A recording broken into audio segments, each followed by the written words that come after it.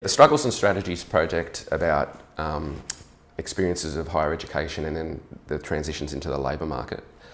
that I've been doing with Penny Jane Burke and Matthew Bunn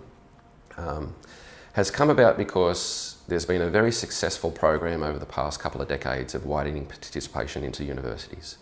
More and more people go to university than ever before and from more and more wider backgrounds, which is great. And it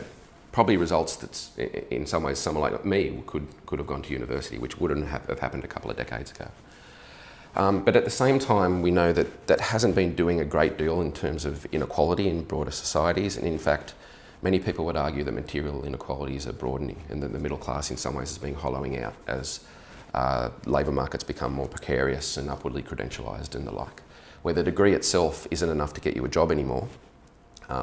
It may get you a job, but it might not get you the job you want. And the jobs that you want often goes to people that have the right networks, that know the right people. So putting the degree to work seems to be more important than actually getting the degree. So the research we've done now in Struggles and Strategies is trying to kind of get some qualitative data about that. There's lots of quant data about what happens after universities, largely collected by universities, which means to me that they're probably used for PR purposes as much as anything and don't actually reflect the reality of the situation. There's some other research that also talks about that after university, class backgrounds coming into universities don't matter as much and are largely even in terms of what people earn and stuff like that. But I would say there that what that means is that's only talking about graduates, right? And it means that there's been all kinds of things going on in those people's lives, but it also brackets out all the people that maybe came to university and didn't get through. So the research is about why that happens, what's the experience of those people, but also what's the experience of people that do get through universities, what are they doing to get into the labour market, and what are the inequalities of those experiences. So we know that rather than class being a place where, rather than university being a place where class is ameliorated, we know that university is a place where class is made and it's transformed into kind of other things. So certainly who you know, what you expect of university, how you can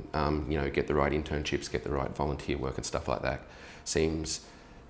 equally or as much as important as actually now having a degree. And that's even beyond the fact that the degrees themselves and the people that come into them are largely reflect various class backgrounds as well. So this suite of research we're doing, the Struggles and Strategy report that we've already done and some future research, is an attempt to bring some kind of qualitative analysis to that, rather than thinking about the results of university and just like how much money people earn. We want to get a bit of an understanding of how the experience of university itself, the emotional kind of aspects of it, the ways that people have to rely on others, and whether that's to help them, or whether they have to look after people and or have to work a lot and that kind of thing while they're studying, how that affects the possibility of not only finishing the degree, but also being able to put yourself in a position where you're attractive to employers, or even know what that looks like themselves and be able to do that.